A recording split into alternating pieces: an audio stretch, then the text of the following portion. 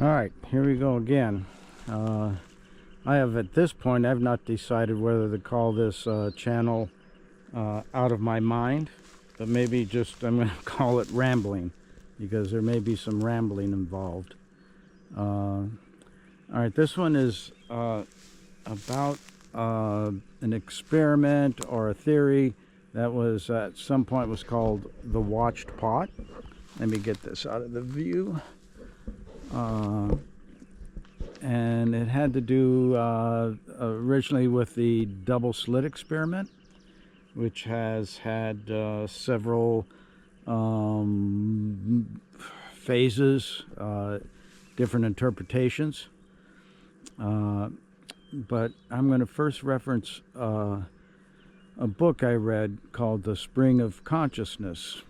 And I had some problems with that book, but I'm gonna say that the book was trying to pinpoint where consciousness resides in the human mind, and I think maybe that's missing it a bit. That consciousness actually is maybe has a connection to our minds, but operates above and beyond our minds. It may be the spirit that we have that will leave our minds and bodies at some point. Anyway, this spring of consciousness, I'm going to take that metaphor a little further and say that beyond the starting point of consciousness in the human mind, that when conscious minds get together, enough of them working on a project, you end up with a stream of consciousness, more effort, more mind, more consciousness put into that project. Taken further, you get more minds looking at it, and you get a river of consciousness. I'm going to keep going with this metaphor one more. And that would be a great many minds working together. And we may have seen that actually when, at 9/11 and other great events in human history, where the minds of many people are thinking about a single subject. And maybe we've touched on being a river of consciousness at those points. But if we were able to get, at least 50%, but I would love to see every mind on this planet getting behind one idea, then I think we'd reach an ocean of consciousness. And if we reach that point, we'd look back to now and say, well, we just weren't conscious at that point. Anyway, back to the double slit experiment. That brought up a notion that just this, if you got some minds together, and it did happen. I think there was an experiment with like 137 people to focus and then not focus on something and see if it affected the what do they call it, the collapse of the waveform, where you end up with reality, with particles, and this is what we get. And there was some measured effect from that, but not enough to determine that our minds actually have an effect on our reality. Although there's a lot of people out there saying so. No grand experiment to prove any of it true or not. So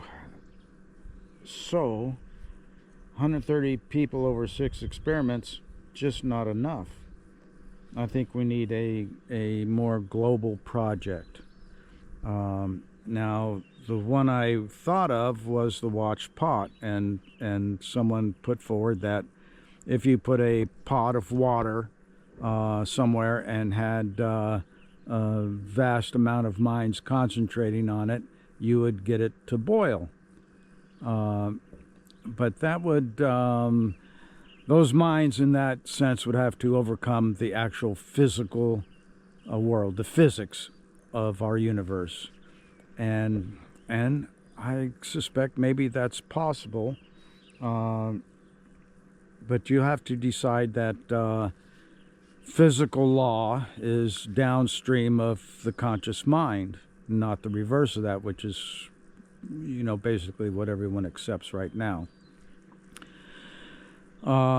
We missed our time for this experiment because my thought is that it would take at least 50% of the human population to agree that something like that was possible, that everyone concentrating on a pot of water would make that water boil.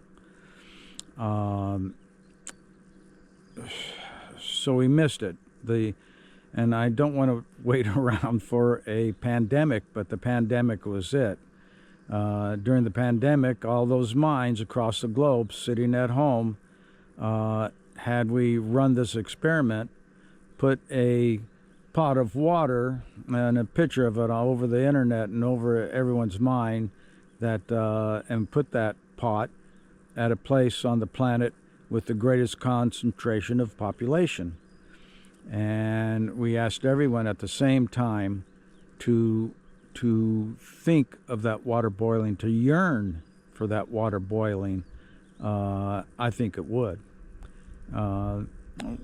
We'd have to run that grand experiment, and I don't know, like I said, I don't want to be waiting around for a pandemic and to see people dying to do this. But pandemics happen. I'd say next time one happens, someone's got to take this ball and run with it. And I think that it's not just human minds.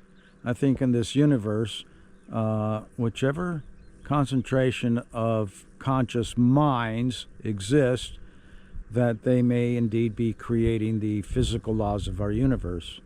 We may think we know what's going on, but we'll meet some type 2 civilization that say, yeah, I see why you think that, but this is what's really happening.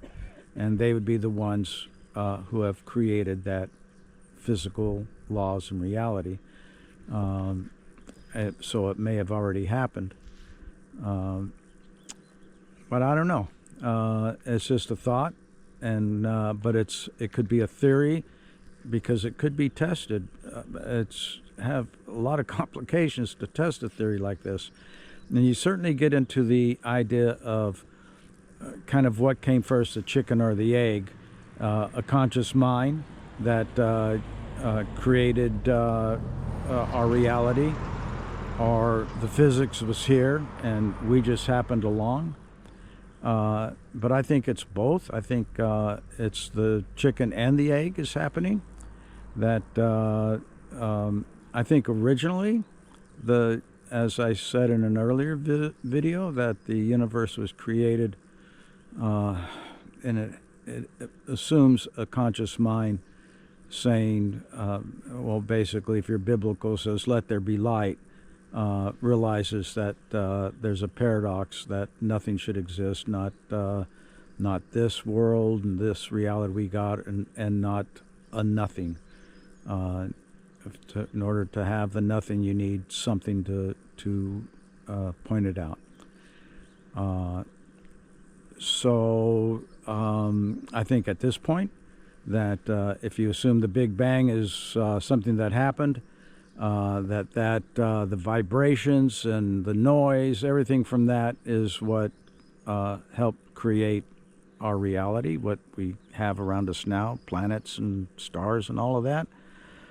But I think consciousness has evolved with that and is part of that, and that we may be, in some sense, a factor in evolving the universe and reality.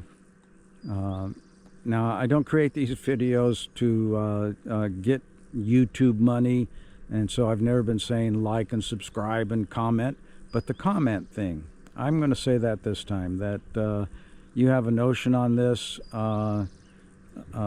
give me a comment and maybe help shape my mind on what I'm trying to say here.